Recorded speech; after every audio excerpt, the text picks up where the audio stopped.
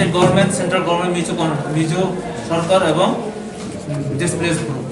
এখানে কোনো কমিউনিয়াল হওয়ার কথা না। আর যে কাঞ্চনপুরের এরিয়া আইডেন্টিফাই করা হয়েছে এখানে সব ADC area, totally ADC area, কারো বাড়ি কারো জায়গা নেওয়া হয়নি। তো এখানে একটা সুরক্ষা মঞ্চ এবং এই সুরক্ষা মঞ্চের নামে গত 1 বছর ধরে এখানে কমিউনিয়াল ওয়ার্ড ইউজ করা হয়েছে। আমাদের গোয়াকে স্ল্যাং ইউজ করা হয়েছে, কাউকে এসি ব্রু ডিসপ্লেসকে উগ্রপন্থীর সঙ্গে তুলনা করা হয়েছে, উগ্রপন্থী রিয়া। এগুলি স্লোগানের মধ্যে আমরা দেখছি, এগুলি টোটালি অ্যাকসেপ্টেবল না। এগুলি তাড়াতাড়ি বন্ধ করা উচিত। এবং যেখানে আইপিসি 144 জারি করা হয়েছে সেখানে আমরা কোনোদিন দেখছি না ত্রিপুরা রাজ্যে যে কোনো মুভমেন্ট হলো আইপিসি যেখানে চালু হয় সেখানে সবাই মানতে বাধ্য। কিন্তু আমরা এটাই প্রথম দেখলাম যে কেউ আইপিসি সরকার রুলস কেউ তারা মানছে না।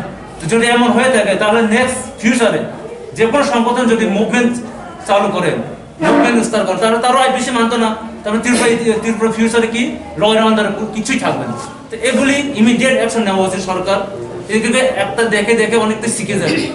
নাগরিক সমাজের মধ্যে যেখানে আইপিসি 144 বাঁধতে পারে তাহলে অন্য সংগঠন পারবে না কেন? তো একটা ট্রেডিশন হয়ে যাবে।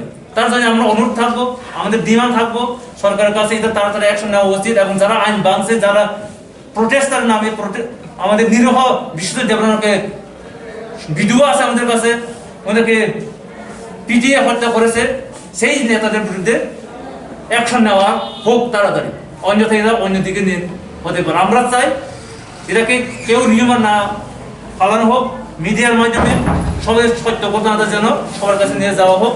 এবং এখানে একটাই উপায়, গভর্নমেন্ট যারা এখানে কালপ্রিট তাদের বিরুদ্ধে অ্যাকশন নিলে এখানে সলিউশন হয়ে যাবে। কোনো নতুন বড় ধরনের কোনো কিছু সমস্যা হবে না। এটা আমাদের পক্ষ থেকে যায়।